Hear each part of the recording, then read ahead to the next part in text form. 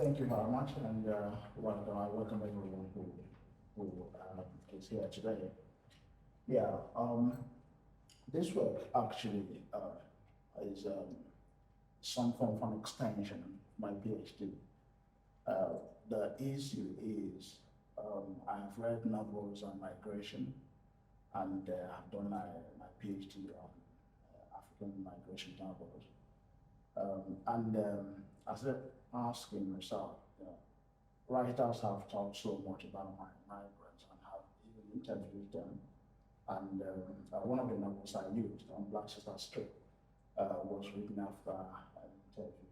The author interviewed migrants, illegal migrants, sex workers, and then turned it into a text. Then I know that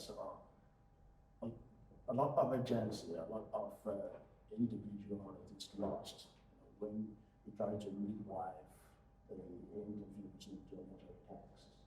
I started asking myself, what does it mean, or how could we get refugees and asylum seekers to be part of the literary research that we do? So in order to answer that question, I decided to look at three categories of texts. One is the conventional novel style. The other one is autobiographical texts, texts written by refugee survivors. And the third one are texts by refugees and asylum seekers who are currently living in the US. Most of them living in hotels, who are still being battling with government and settlement issues. So that's it. That's the key thing. So the challenge now is how to get texts from asylum seekers. The novels are there, the autobiographies are there, but how do we get access to refugee and asylum seekers? So that's it. Now, for a bit of context, what I will do now is I'll show you just a few videos. Maybe I may stop them midway if we don't have time. So immigration is something that's always in the news. And this small village in England is divided, as dozens of asylum seekers have been moved into a local hotel. It's turning us into racist people, which I don't want to be racist, but it's making me dislike these people. These poor people that have gone through hell need somewhere to go to. Some villagers have been holding protests, one turned violent, and a local man was charged after a police officer was injured. What do you think the village needs saving from? Just 250 strangers that we don't know anything about.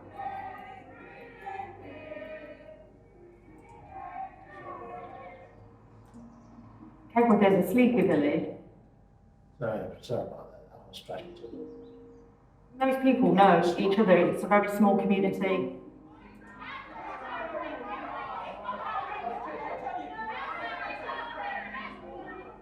Kegworth is great. So it's a really nice community spirit. From sleepy to strife, a community in conflict. This village on the edge of Leicestershire, population 3,500, has found itself bitterly divided over the arrival of around 100 new residents. They've been dropped in a village where there's literally nothing to do. Things have changed completely, and it has caused a divide in the village. Guys have come from war-torn countries. They want to feel safe and welcomed and contribute to the community. This is what caused the clashes. There aren't many facilities in Kegworth, but the U Lodge was one of them. It's a family-run hotel with a gym, a pool and a popular restaurant. But last month, without much notice, all bookings were suddenly cancelled and all the signs to the hotel were covered over because the owner had signed an exclusive contract with the Home Office to use the hotel for asylum seekers. And its local communities feeling the fallout. This is Operation U Lodge, a campaign group that's been holding regular demos. Yeah, okay, thank you. That's about that one. And sorry, I've got a couple of things open here. I need to manage that.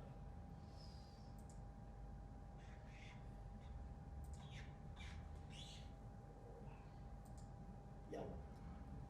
So, that's a small village that has a number of people sent to them without getting notice, and you can see how the violent community is.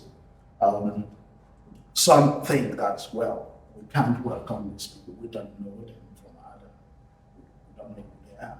Others say, well, we can, let's give them the opportunity. And this is the kind of thing we see immigration, and especially forced migration, keeps bringing this kind of argument up every now and then. This is the reason why I canceled my doorbell camera subscription. This brand new Yeah. Asylum seekers are packing up and moving out. This is one of the 50 hotels the government said it would close to migrants to save taxpayers' money. It pledged to move them to cheaper types of accommodation like the Bibi Stockholm barge. But we found out that's not what's happening. Instead, in many places, they're simply being taken to other hotels. What's happening right now? Where are these men going? These guys are moving from this hotel to another hotel, a bit further up north. We watched as they left Kidderminster in taxis, then arrived 70 miles away at this hotel in Derbyshire, where they'll now be staying. What we've just witnessed will mean the Home Office can say another migrant hotel has been closed. But as we've seen, the migrants will still be being housed in a hotel at the taxpayers' expense, just a different hotel, an hour and a half away from where they were staying. For Khan, it means losing his college place as it's too far to travel. He had expected to be out of taxpayer-funded accommodation by now. As he's been here so long, his claim is part of the so-called legacy backlog the government says it's dealt with. Around 2 years I am here. I want to work. I want to start a new life for us. Halo's been in the UK even longer. The hotel where he was staying closed to migrants last week. So he was moved 40 miles away to this hotel in Staffordshire with a group of men. Switching, so it doesn't change anything. Just wasting money, I think. So why do you think you've been moved?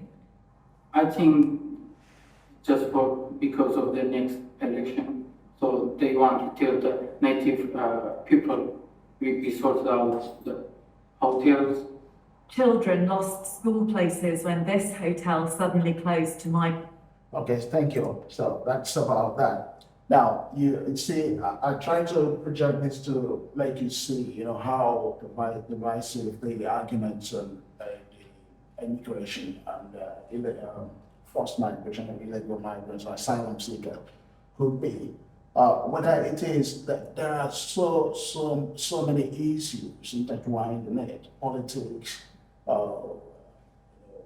ideologies, and that. Now, immigration wins the vote, yeah, and politicians play with that a lot. So, but then it comes at a particular time in the political, maybe, for instance, as we are now, the elections are very close by. So politicians will always hack on that at this point in time. So, like, what I want to show actually is also about my field experience. I tried to get approval for ethical approval for this research. Fortunately, I didn't because the program itself is very short. And one of the things I discovered is the gap between the ethical approval itself, that is what the academic approval for doing this kind of research, and then the kind of thing also that exists in the field. So one of the seminars I attended, the suggestion was, well, Kevin, you're not going to get material from these people because you're not using the right approach. So what do? Well, you've got to pin them down to get information you need. Now, coming from a postcolonial background, I know also that pinning them down comes with some kind of power. But I also know that the one I try to pin down has some kind of agency and will resist my pinning him down. And that resistance could be in the form of giving me the kind of story I want. So that's one thing. Then another thing I discovered is that the refugee networks or associations that try to help the refugee also have their own interest in refugee organizations. Is that there's some kind of political economy associated with networks like that, because they also have a job. If you don't have refugees, you don't have asylum seekers, these charities may not exist. So they also try to protect their job. And in the course of doing that, they have produced texts that actually I could use for my research. But I also discovered that those texts produced do not necessarily reflect the life and the experiences of refugees themselves. So in other words, there is something associated with it that also has to do with silencing the order, even when you try to project this order.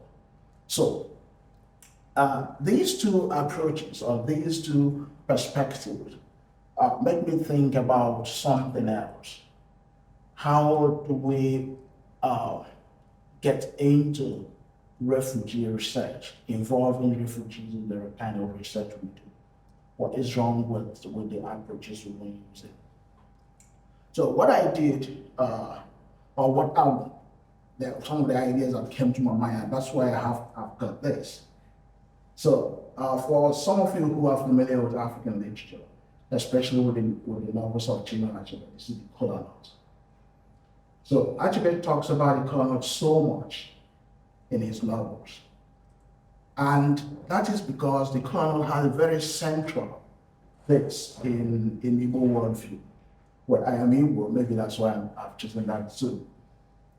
So, could a different approach to refugee research help decolonize ethics or our ethical approach to research in general? And if that is possible, could decolonize be one of such ways of doing that? In one of Achebe's novels, things for the most popular, we have this: he who brings color brings life. And then, how significant is color in the Igbo worldview? If I want to interact with you as someone from the Igbo extraction, the first thing I do when I come to your house or when you come to my house, the first thing I do is to offer you this. And this is not just a piece of fruit. This has every element of sacredness within it, every element of friendship, community, commitment.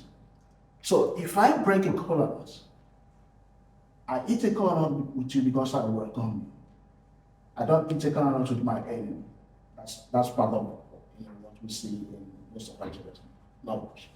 So the idea is that the covenant creates a bond. Not only a bond, it creates a commitment and it creates some kind of trust. So there is something I think that is missing in the ethical approach to refugee research. One of the main thing is, what does a text mean? We'll try to get consent from the population we're researching. What does it mean for us to present to them a written text? What I think is missing is that the colonial mindset, which we bring into research, tends to undermine or tends to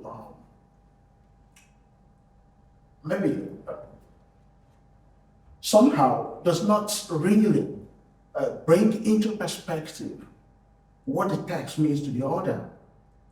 And in the postcolonial context, a written text has power much more than the spoken word that you have in colonial. They have different kinds of power. The written text of the colonial administration, as we had in the olden days, and as we still have. The written text is it's got a kind of power that subdues the other.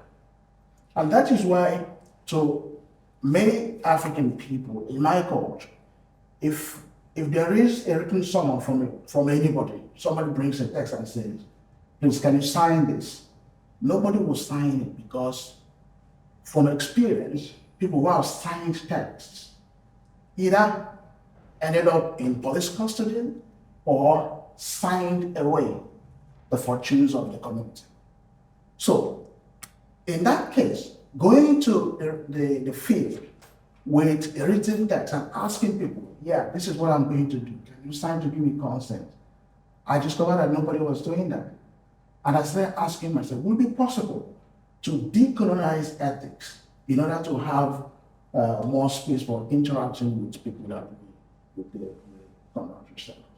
Thank you very much. I'm going to break the colonizers back to